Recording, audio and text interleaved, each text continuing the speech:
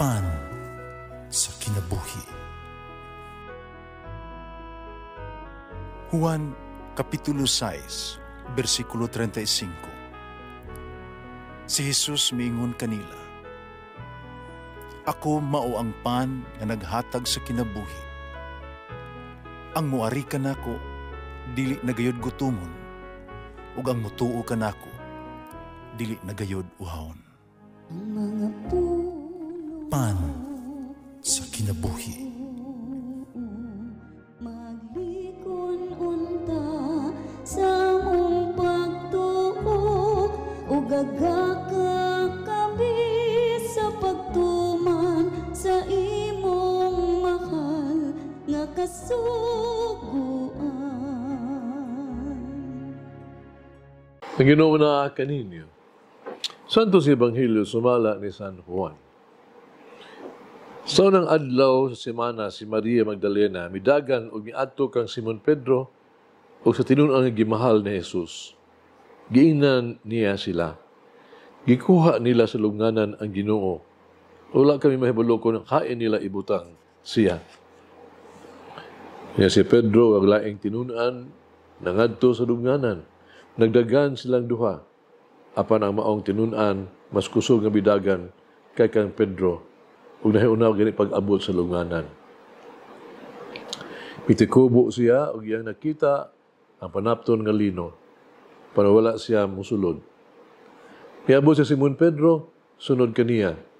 Midiretso siya ngadto sa lubnganan. Ug nakita niya didto ang panapton nga lino ug ang panapton nagiputos sa ulo ni Jesus. Wala kini mahitipon sa panapton nga lino, kundi gilukot o gilain pagbutang. Nya kadtong tinun-an, nga na pag-abot sa lubnganan, misulod usab o nakakita siya ug mituo. Ang Ebanghelyo sa Ginoo. Pasalamati ang Ginoo kay siya maayo, ang iyang gugma mulungtad hangtod sa kahangturan. Pasalamati ang Diyos sa tanang mga Diyos, ang iyang gugma malungtaron.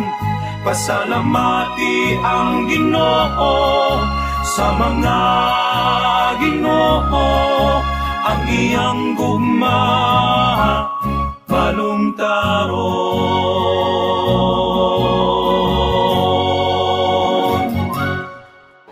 Sa ulog karon sa itong simbahan ang kapistahan ni San Juan Evangelista. Unsa man ang buluhaton sa usa ka Evangelista? Sumala kang San Juan, no? Ipadayag niya sa katawhan ang iyang nakita, iyang nadungog, ang iyang personal experience. Sa iyang bahin, unsa ang nakita ni Juan nga iyahang nadungog o gituhuan? Si Jesus. Siya nakig-uban kaniya. Siya nakadungog kaniya nga nagtudlo. Siya nakakita kaniya nga namatay. Siya saksi ngadto sa walay pagsulod sa empty tomb. Nasaksihan niya sa mga Ebanghelyo karon. O siya sa nakita ni Jesus nga nabanhaw. Pero wala lang siya maghisgot biya sa mga panghitabo. Kundi usab iyang gipadayag kanato ang katarungan ngano nga kini nahitabo o kini mao tungod sa gugma sa Dios kanato. Ang tanang gikan sa pagtawag ni Jesus niya dito sa baybayon sa dagat sa Galilea, no? Hangtod sa pagkunsad sa Espiritu Santo, kining tanan nagpadayag sa makanunayong gugma sa Dios kaniya. Ang gugma mao ang nagpalihok ni Juan sa pagbiya sa mga pukot o pagsunod sa bag-ong kinabuhi isip disipulo, apostoles ni Kristo. Matthew 4, chapter 4, 21 to 22. So diya nga iyahang inahan, no? Naghangyo sa halangdon kayong sa Ginoo. Aron sa pwesto nga halangdon kayong posisyon alang siya mga anak si Juan. Midawat mistubag ni Jesus. Paingon, magkahimo ba ka? Ninyo pag-inom sa kupa nga akong pag-aimnan? Tato pag-antos?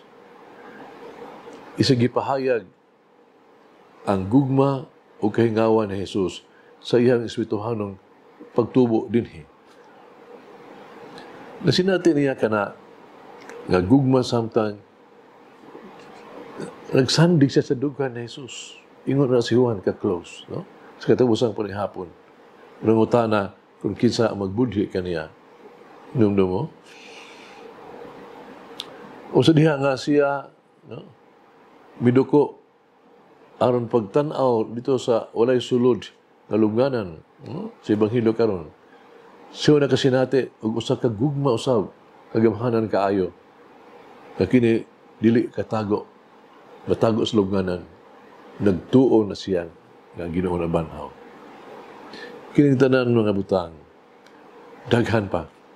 Mayroon ko matuod ang pagpasundayag sa personal nga gugma ni Jesus kang Juan. Wala lang siya makakita.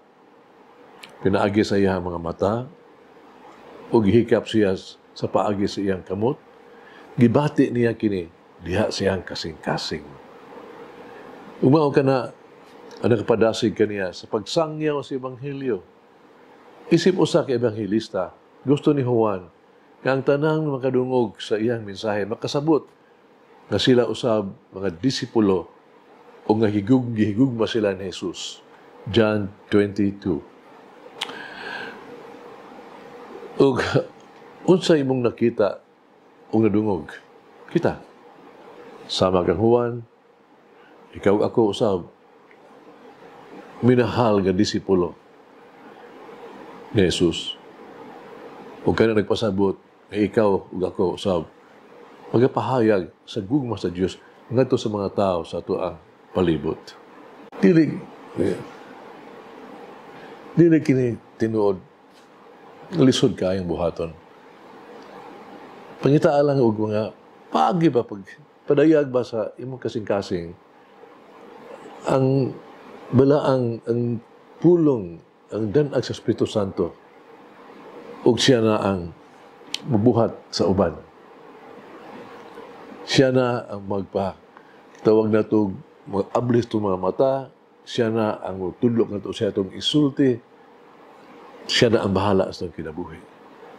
Sampit lang kaniya. Let us pray. Lord, thank you for this blessed Christmas season. Fill us with your grace and peace, and may your blessings of joy overflow in our lives. Shower us with your love, and may we extend love and blessings towards those around us.